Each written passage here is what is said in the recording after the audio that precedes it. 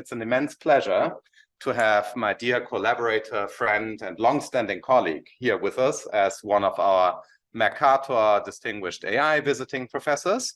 And Maurizio Ferraris is literally, people always say this, but in this case it's true. If I started reading all of his CV, then this would be the next 2 hours, right? I recently looked at it again. You're over 70 books, 500 academic publications. I don't know how many non-public academic publications. Yeah. Immense. Yeah. The negativity is gigantic. Yeah. Don't read his CV. Read the 70 books.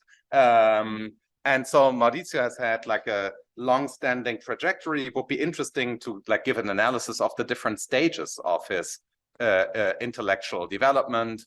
Once a major contributor to various forms of hermeneutics. So like I just give you a couple of as it were highlights, but again there's more, right? Including his work on Nietzsche in this context, also recent work on Nietzsche, and then a realist turn, of which I've been a part as well in manifold ways, but also predating the term new realism, his book on the external world, Il Mondo Esterno, and his entire topic of what he calls inemendabilità, so like the impossibility of changing something, but just by wishing it away, right? So, and the nicest example of this is his wonderful book, Goodbye Kant, where he just shows that Kant cannot really cover that dimension of reality, that it doesn't go away, and that it doesn't fluctuate with the same kind of dynamics as the conceptual sphere. The conceptual and the real are not tied to each other in any interesting way. Would be one way of summarizing a certain transition in your work towards a realist language. But that's not all, of course. Most recently, but this is also not that new because you have been engaged in the philosophy of technology world for a long time. But most recently, his emphasis has been much more on the role that technology plays for the human animal. And now in the last couple of months, also again, emphasizing the human, therefore, in the technological. It always goes both ways. And so given that we will be using this term, I hereby declare that we got it from you. Technosophy is one of the most recent projects for this reason, to think of a wise use and therefore human use of things such as AI and, as we will hear today, data, etc., in the human interest. And here at the CST in the Mercator context, he has been working on an almost finished, so glad to see that, book project, but it's a much wider project on Webfare, to which we will be introduced today, how to fuse issues of welfare with issues of the web, a cutting-edge research field, as Diane Coyle, an economist in Cambridge, has recently confirmed to me when I asked her what's going on in economics right now. She said, one would have to fuse welfare and the web somehow, right? And I didn't give it away. I didn't say there's a guy doing it, Webfare, but here he is. And so in this context, Maurizio, it's as always a huge pleasure to have you with us. And we are happy and honored that you accepted this invitation to become a visiting professor in our framework. Looking forward to now delving into the details of the Webfare project, today with a focus on digital equity. Welcome, Maurizio.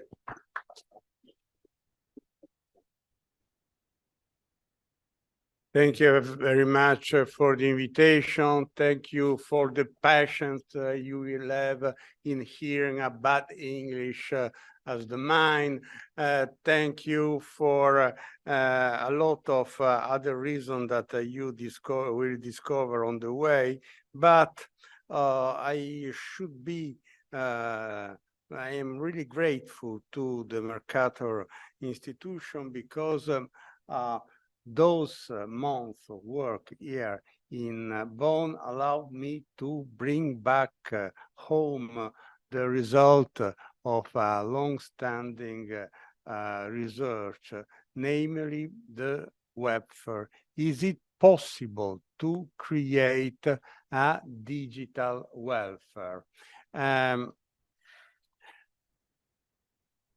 In the first image you had at the beginning, there was the image of the creator of the web, the welfare.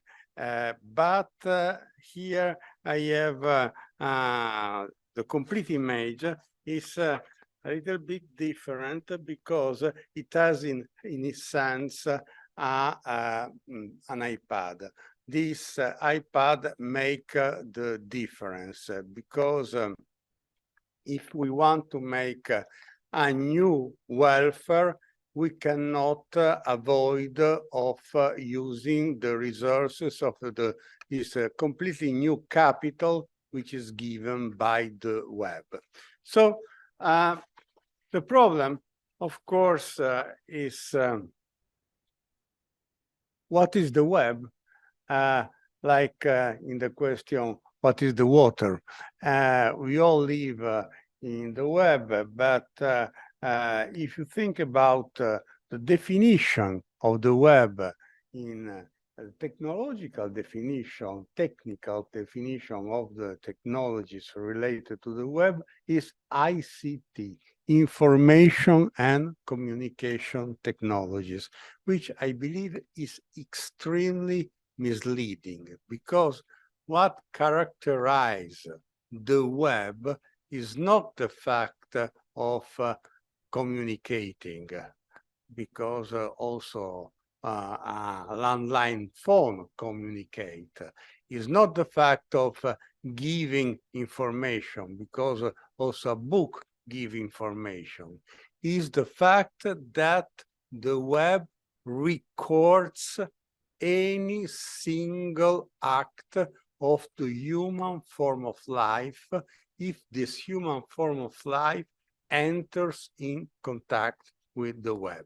And this is the real, I would say that we have to think about a Copernican web, and the Copernican web is a web that says that web is first and foremost recording. And this for a very simple reason related to digital technologies, because in analogical technology, first you make something, you perform something, you say something, and then someone, if have time, will, space, then records what is performed.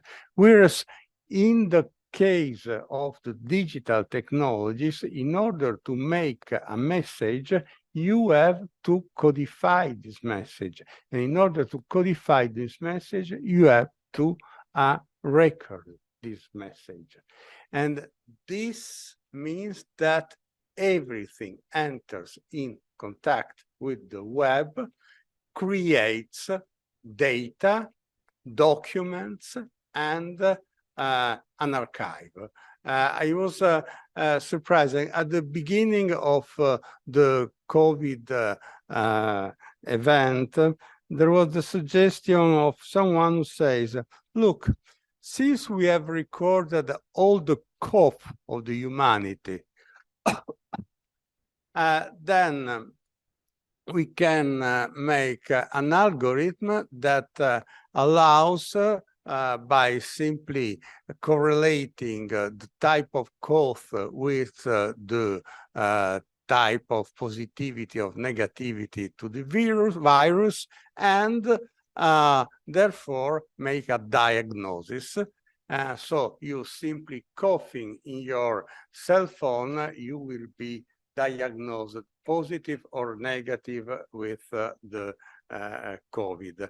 Unfortunately, they didn't work, but what is interesting is that, in fact, all the cough of the humanity were recorded. Imagine what means to have recorded all the cough of the humanity. It was a pity, because then in order to know whether we were positive or negative, we had to use these sticks, and it would be much better to use the cell phone, but it was not the case.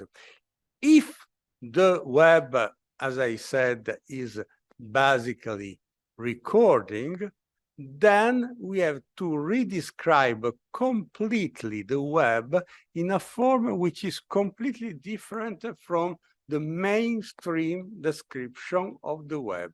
The mainstream description of the web says the web is the infosphere. I suppose you already heard this term, the infosphere, a sphere in which you have informations. So this is the infosphere. But as you see, the infosphere is very small. It's not so huge as you can imagine if the World Wide Web is infosphere, and infosphere is just this small dot in a small circle included in other circles. Yes, this because we misunderstand the nature of the web. The web infosphere, no doubt that the web is also infosphere. I can check the timetable of the trains, or I can get some information on my cell phone everywhere. I can get a lot of information, but they are more or less the same information that I can get outside the web. And the only difference, which is relevant, but is not ontologically relevant, is that the access is easiest. If I have to check a book in the Library of Congress, I have not to go to Washington, and simply I have to look on my cell phone. This is really important, but there are no other differences between the infosphere and the analogical way of learning, acting, and living. So why the infosphere? The infosphere is the semantic capital of the web. And the semantic capital of the web is, of course, important because to have meanings is important. The only limit I have when I am confronted with the semantic capital is my personal competence. If I am not able to read, I cannot use the web, read an entry of Wikipedia. If I am not used to read in an Hungarian or in Hindi, and then I am not able to read this text. But the text per se is perfectly readable if you have the necessary equipment to do this. Here the question rises. Why there is a lot of philanthropic institutions that give you for free informations and encyclopedias, books, and a lot of other fun for free? Why this? The classical answer is there is a revenue in investment of publicity, advertising. Of course, this is this was the original reason why, for instance, Zuckerberg made Facebook. I say, I make a newspaper without having to pay the journalists because the content is written by the readers, without paying the distribution because they can get those information directly from their device. And I take money for advertising. But this was only the beginning of the history, but is not the total history. If you look now at the real nature of the web, we discover that infosphere is only an attractor. Attractor means to give good reason for humans to go on the web. Consider this point that will become very important in the following. The fact that only humans are interested in the web, and the web is interested only in the humans. You will never see a beaver, for instance, trying to check something on the web, not just because the beaver has a problem of interacting with the interface of the web, but also because the form of life of the beaver is not interested in the result of social parties or about the train of tomorrow, about the best restaurant in the zone, about, for instance, the beavers are not interested in histories on the beavers, whereas the humans are interested in the histories on the humans and on the beavers. So you give a lot of reasons to the people to go to visit the web. If I simply publish, it happened at the very beginning of the web, it was usual that someone, usually a professor, published his homepage with all its own production and saying, here I am, how many visitors? One, the mother of the professor, and no one, no other visitor of this, because it's not a good reason to go to see the work of a professor. It's much more interesting to know if tomorrow it will be rainy or sunny or something similar. And this is what you get from the infosphere. This is also the reason why infosphere is now killing newspapers. It's banned because the type of information that usually traditionally you can get from the newspaper, now you can get them from the infosphere, and for free. Well, but the question is, why should I give free content to people in order that to bring people on the infosphere? Simply because I don't simply bring the people in the infosphere. I bring the people in a wider sphere, which is the docusphere that surrounds the infosphere. I mean, in every moment in which, for instance, suppose that now I am checking on the web if Bonn is in Germany. I'm not becoming the proprietor of Bonn, but the platform is becoming proprietor of the fact that someone looked for trying to know whether Bonn was in Germany, where he was, the type of research he made before, how many other people made this kind of research, the kind of illumination of the place in which this research has been done.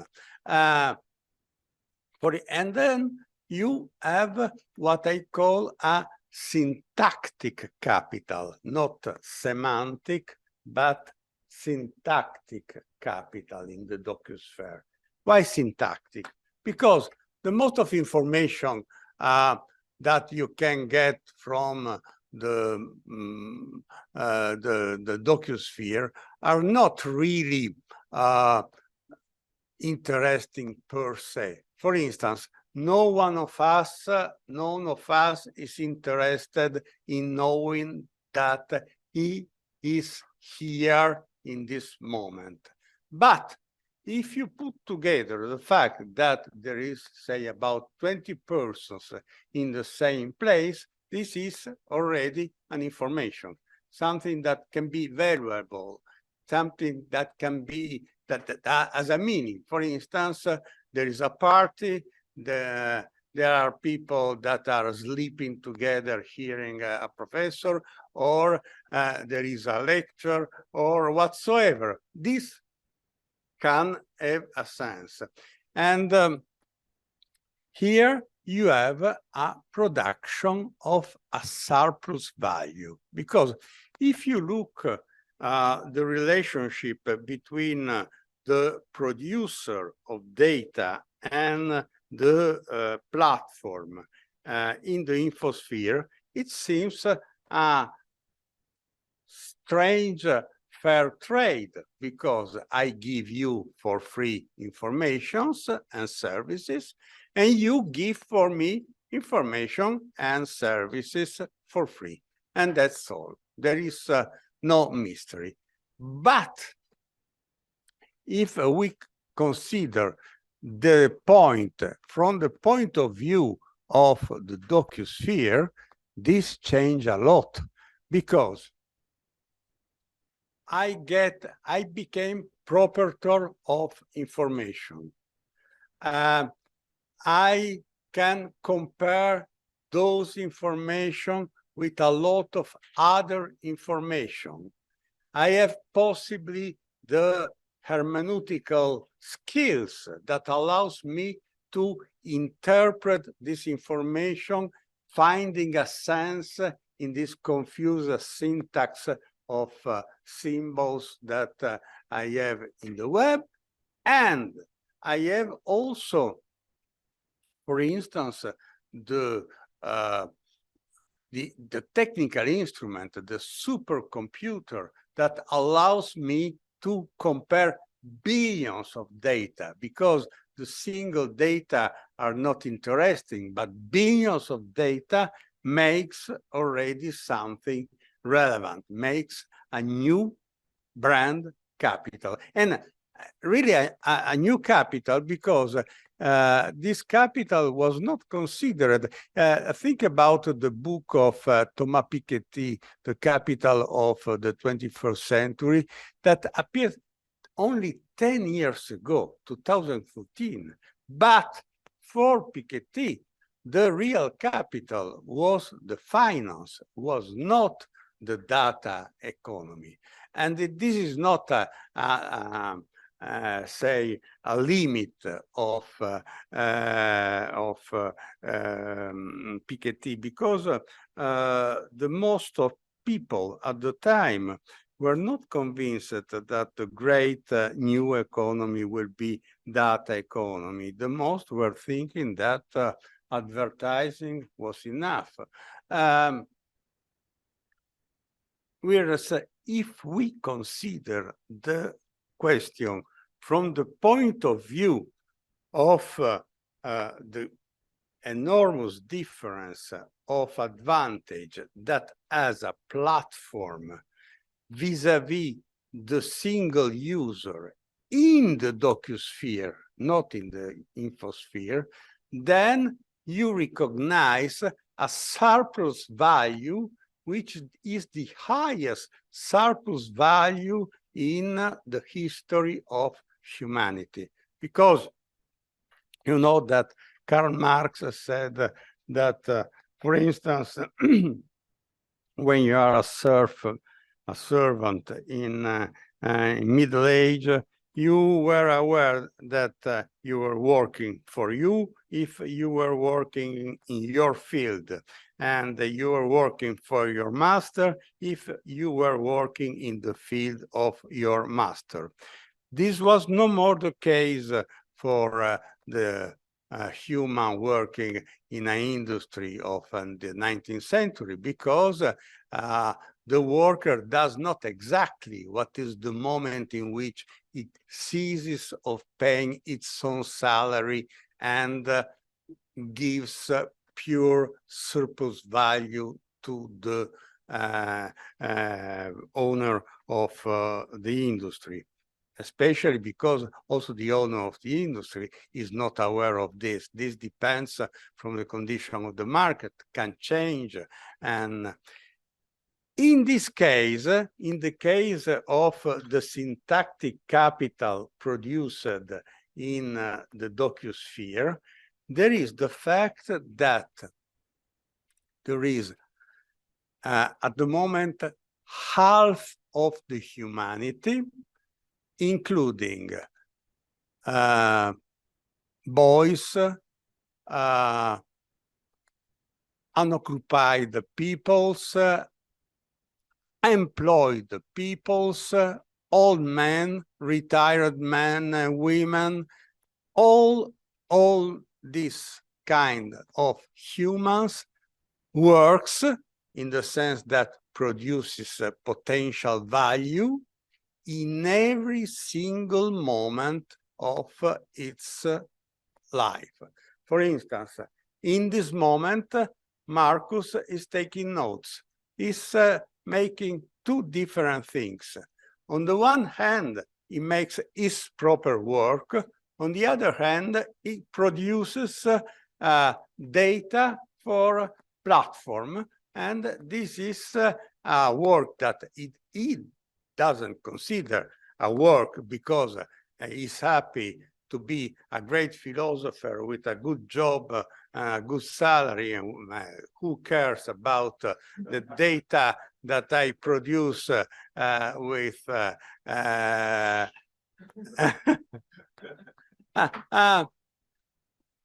honest salary, a just salary.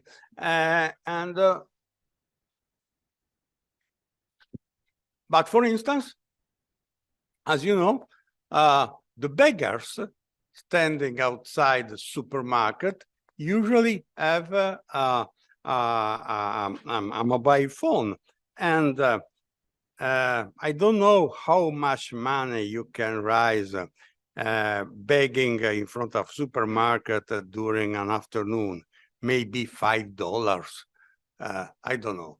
But the value that they produce, of course, mixed together to the values of other millions of people with the data they produce with their own cell phone is much more valuable than what they can get with their proper work. So it's not important that, for instance, the director of the Berliner Philharmoniker has a sensor that produces data while he is working because he is paid otherwise. But if someone put a sensor there, then it can create a new set of data, the data of how to lead the Berliner Philharmoniker without giving even a single money to the director.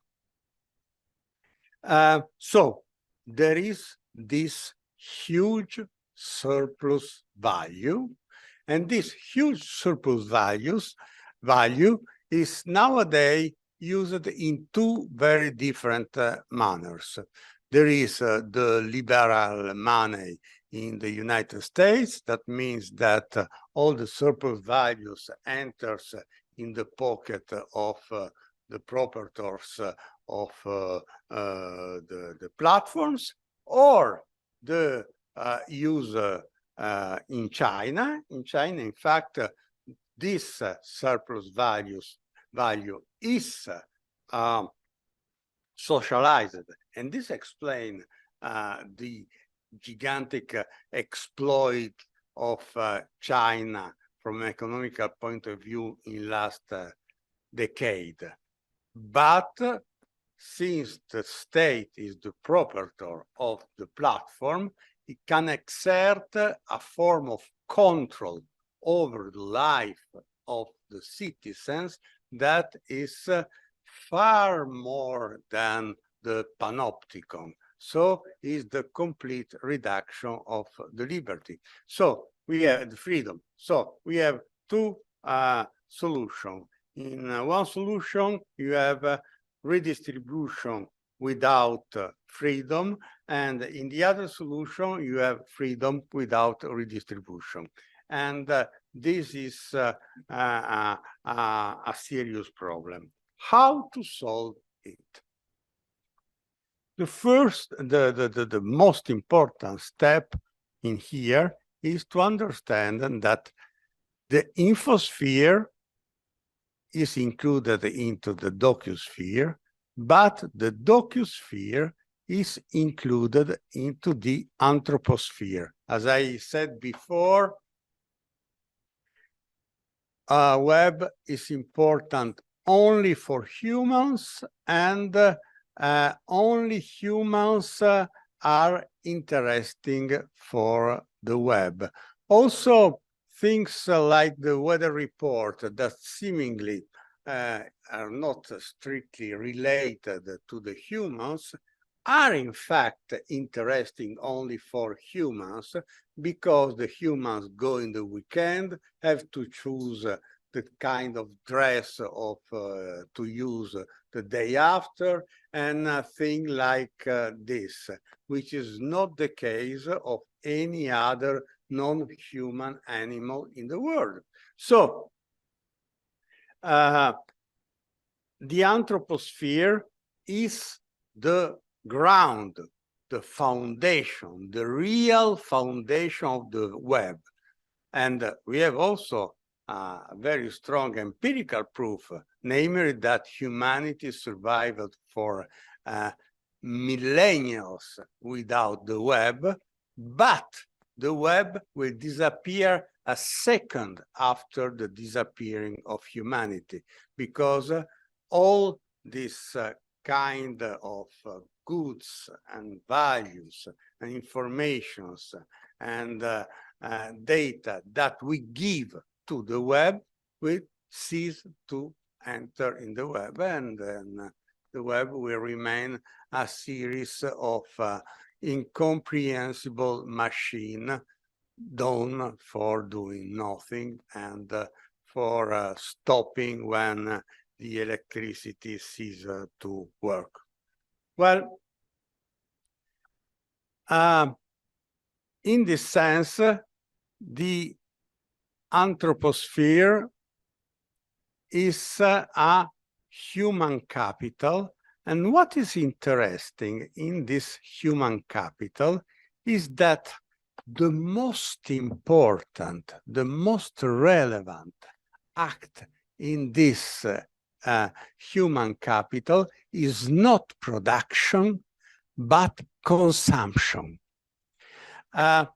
Everything, or almost everything, can be automatized, as we know now. But consumption cannot be automatized at any rate. I can conceive a machine for making pizza, and this seems to be an excellent idea. Pizza producing more fastly and more economic pizza, and so on and so forth.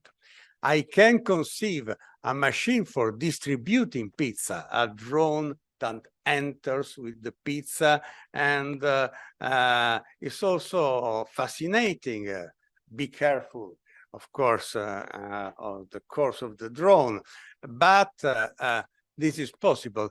But what I can strictly can conceive is a machine for eating pizza. Of course, I can make an art gallery with a machine anthropomorphic that eats pizza, and I name this pizza eater, but this is not really someone who eats pizza, because the energy of the machine comes, for instance, from electricity, not from pizza. And consumption has a very bad press, because we imagine that consumption is to eat junk food in bad moments and similar things. But also reading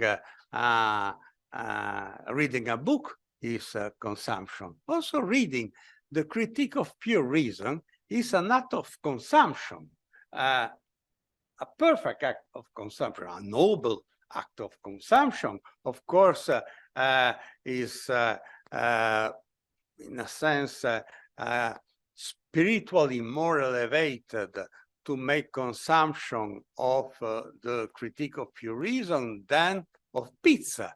But at the very basis is also this fact is consumption. And consumption is the characteristic of the organisms, because there is a basic difference between the organism like me and the mechanism like he, is, it, this. The fact is that unfortunately, I have only two positions, on, off. Either I am living or I am dead. The machine is able to produce a series of positions, on, off, on, off, on, off. Imagine when I turn off the light, turn on the light. This is typical, on, off, and nobody is panicked.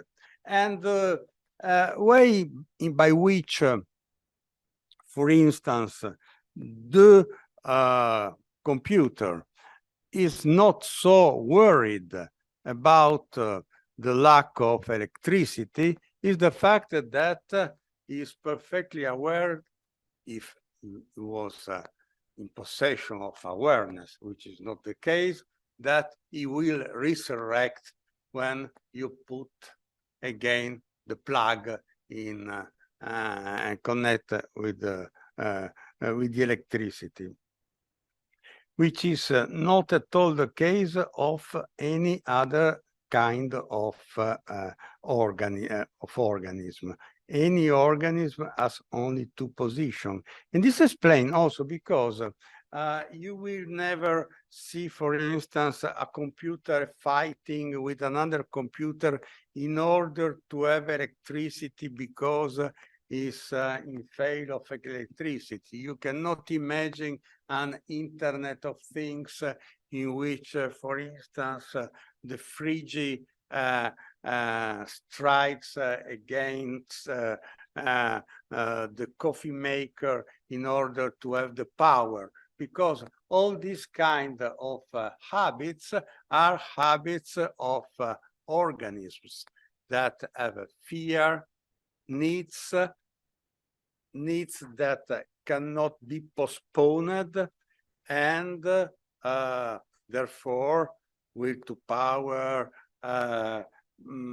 sense of politics, sense of humanity, if they are humans. But for instance, I believe that there is much more analogy between a department of philosophy, about the members of a department of philosophy and a group of chimpanzees, than from a member of the department of philosophy and a group of computer, even if they are the expert of computer science. computing science, because there is this basic difference. And this also explains why for humans the time is so important, or time is limited. Why humans are bored. Human can be bored and the computer cannot. If you were a computer, I could speak for 5 years. But I know very well that you are not computer. Therefore, it depends from the fact that the time is limited, or the humans need to eat usually 2 times a day, which is not the case for the machine. A machine can remain for a year without eating and nothing happens. I always make this example. Consider, for instance, a duck and an hair dryer. If you look at them, they are morphologically very similar. In a sense, they are also functionally similar, because they produce heat by consuming energy. But if I leave a hair dryer there and I come next year, I still find the hair dryer there. If I leave alone and close into an armor, a duck, for instance, I will find something horrible a year later, because something relevant has happened. The duck has died.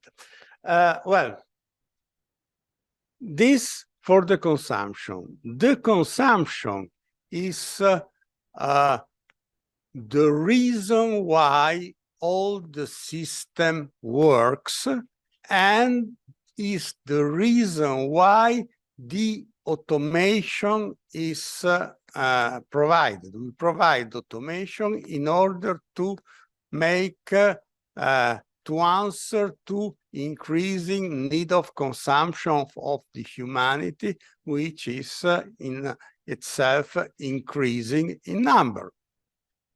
Well, this is the situation. It's really a mistake.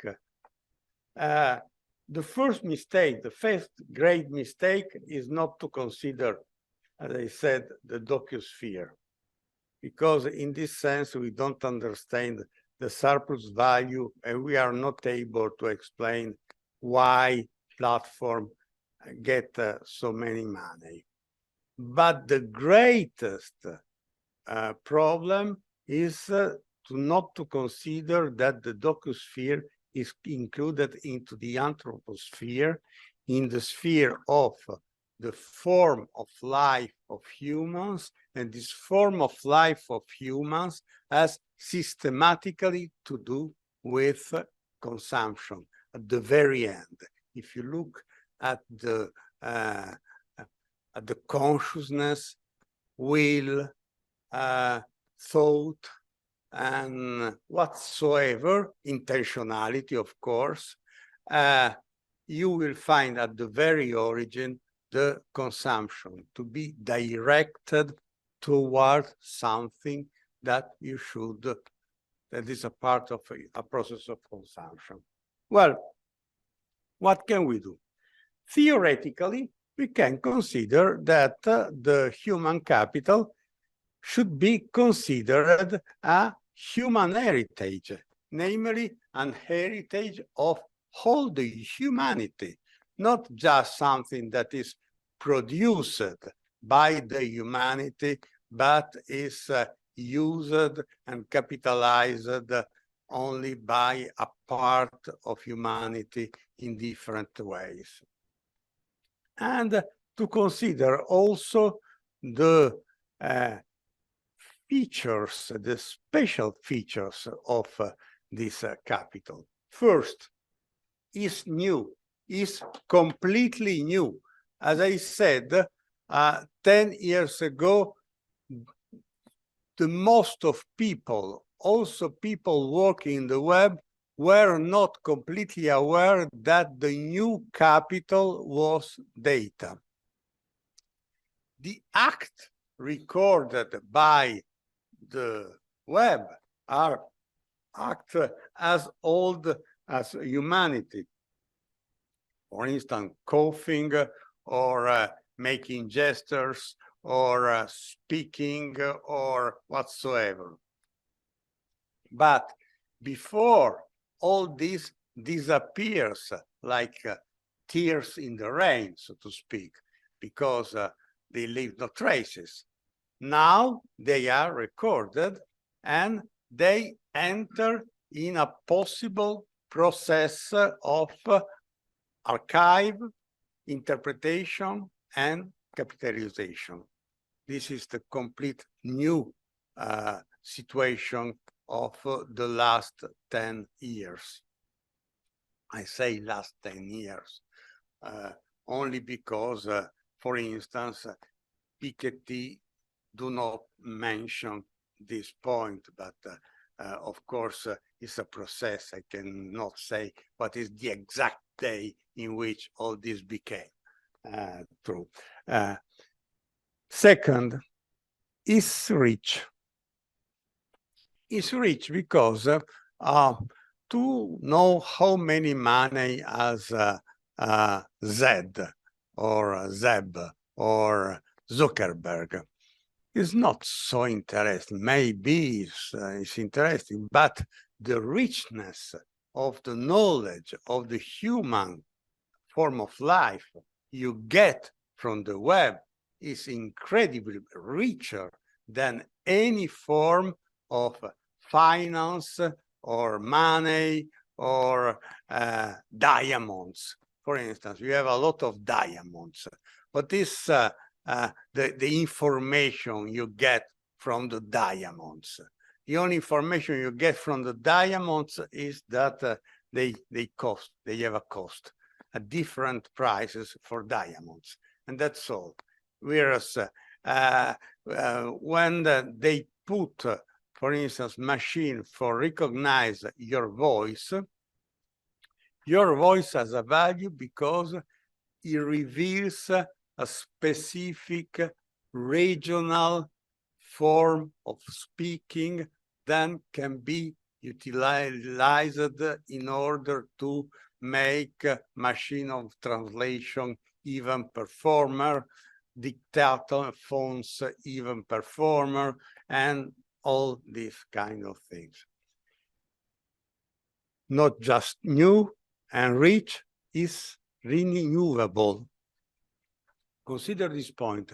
There is nothing most misleading than the dictum that data are the new oil. Because the oil has been produced by dinosaurs a lot of time ago, whereas data are produced by us right now.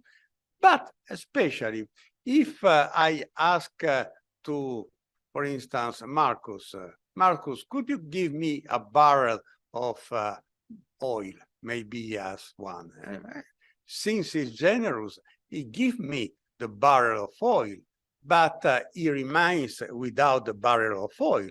If I ask Marcus, please, could you explain me the critique of pure reason?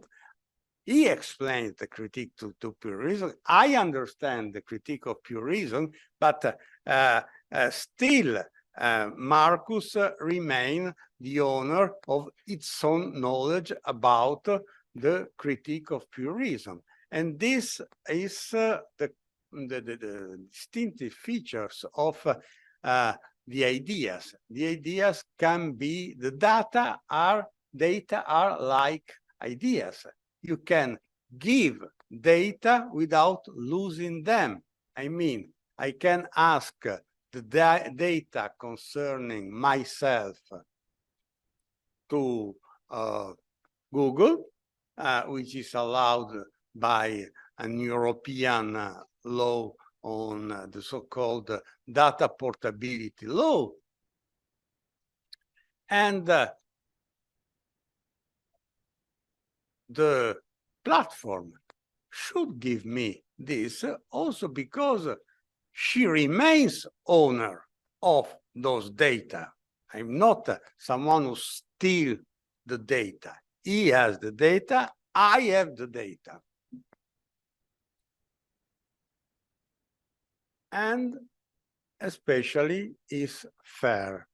You know, there is a famous sentence in the Act of the Apostles that you find afterwards also in the critique of the program of Gotha of Karl Marx. Seemingly, it was reused also in Nazi time, and this is a good reason not to use too much this kind of principle, but the principle say from each one on the basis of his own capacity to each one on the basis of its own need.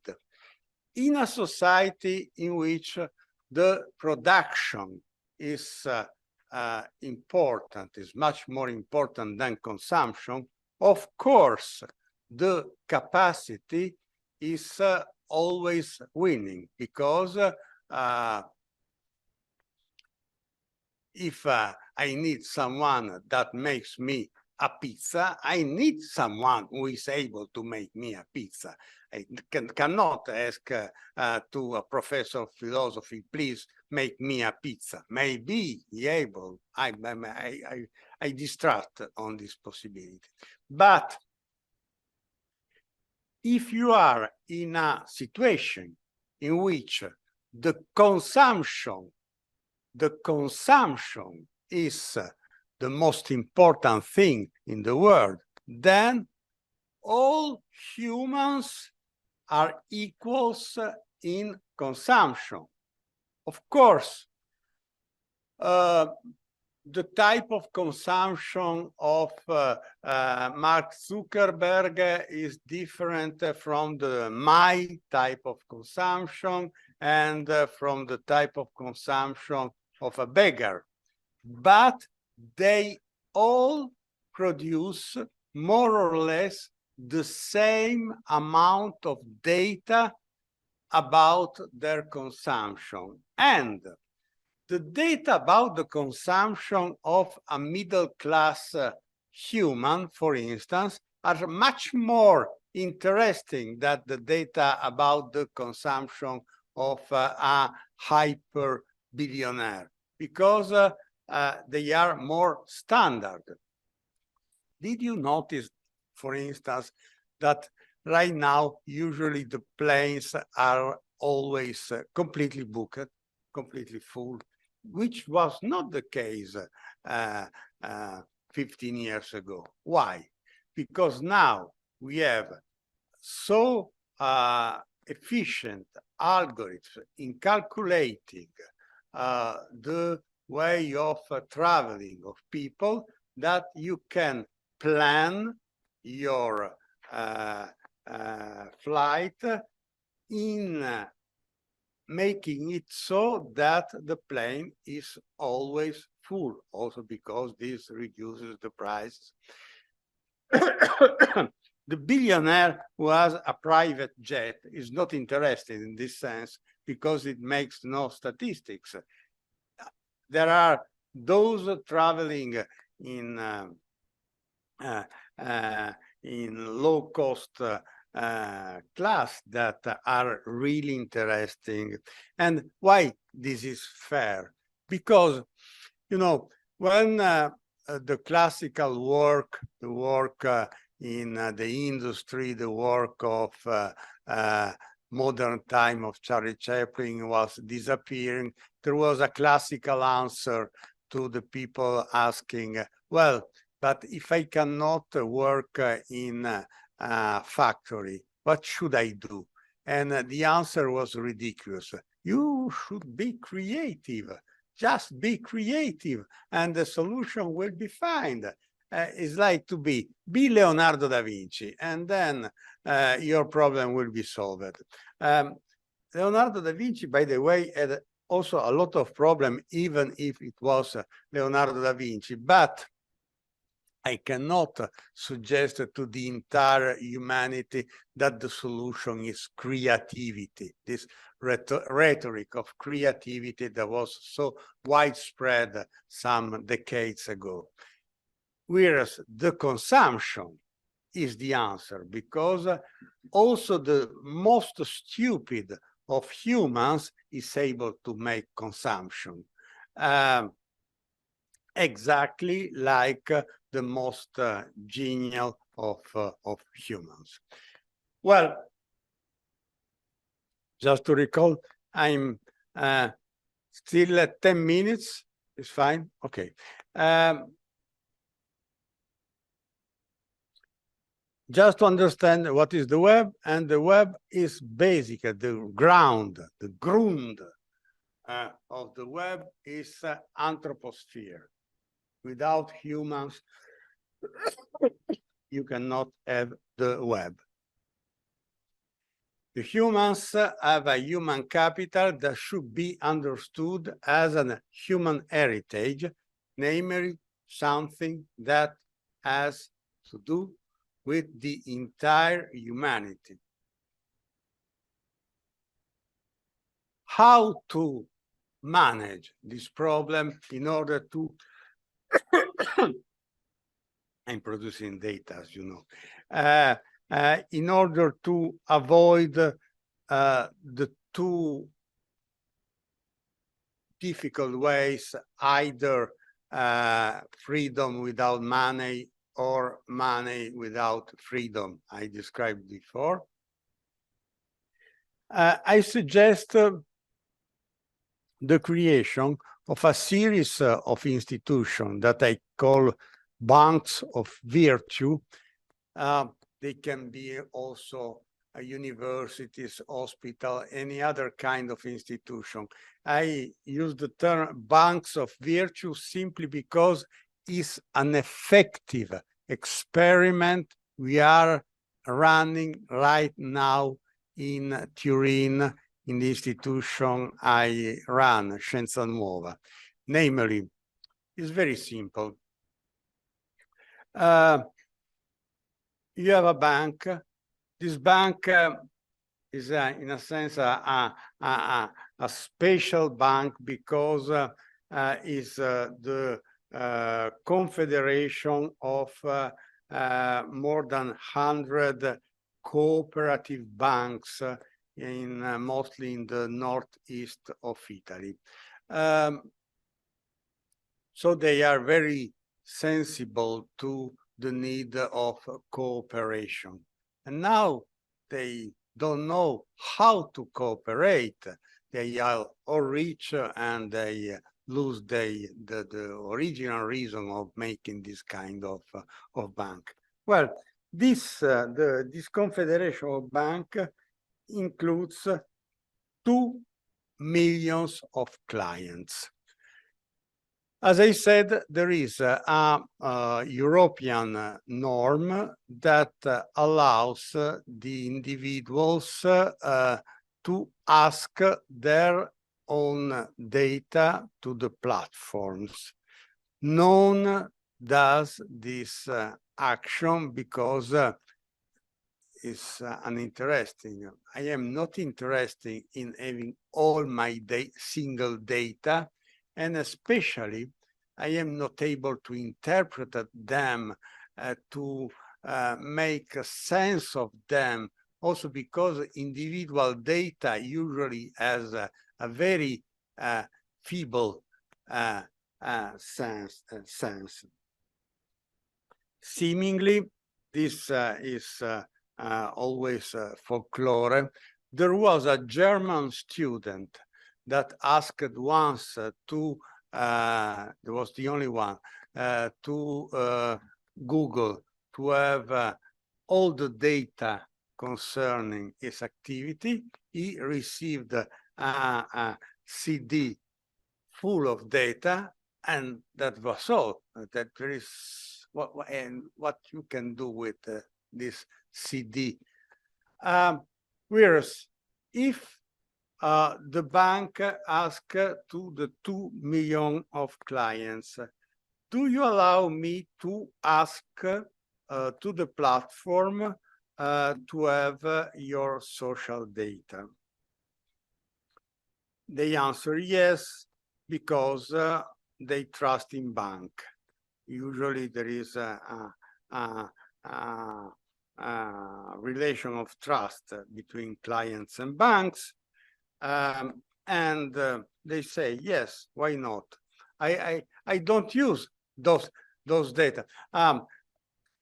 I know very well that there is the paradox that people detest bank and because they lean their money to the bank, but do not detest the platform even if they give for free their data to the platform. But should be a relation of trust between a bank and a client, because even if the client has reasonable doubt over the bank, he gives his money usually to the bank instead that putting in the pocket of a man coming in the street. You know, take it this not happens. Usually put its money in the bank. The bank at the moment has two kinds of instruments. The data of 2 million of persons, which is a huge number of persons, and the bank has also something that the platform do not have, namely an ordered data bank of its own clients. Same thing for the hospital, same thing for the universities. So if you cross the ordered data you have from the institution and the huge and confused amount of data you have from the platform, then you can have a huge amount of knowledge and capital. Think, for instance, if you are able to put a correlation between some kind of illness and the style of life of those who has this illness, and the style of life is you can understand the style of life from the web.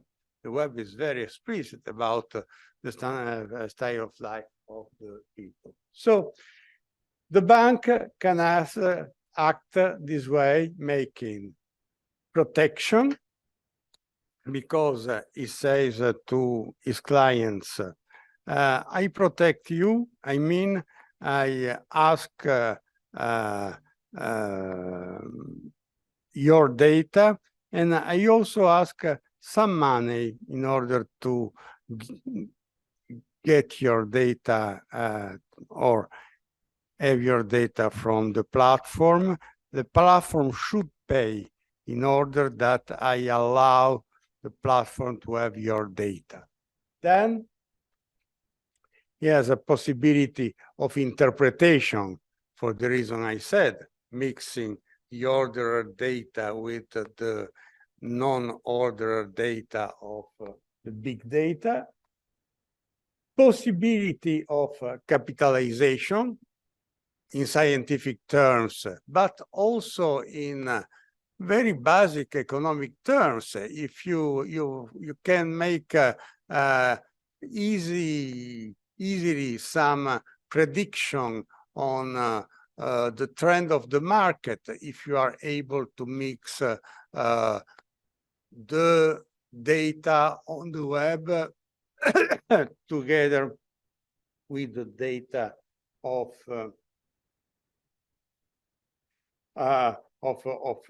your own data bank, and especially redistribution. This is the central point, because if you put together,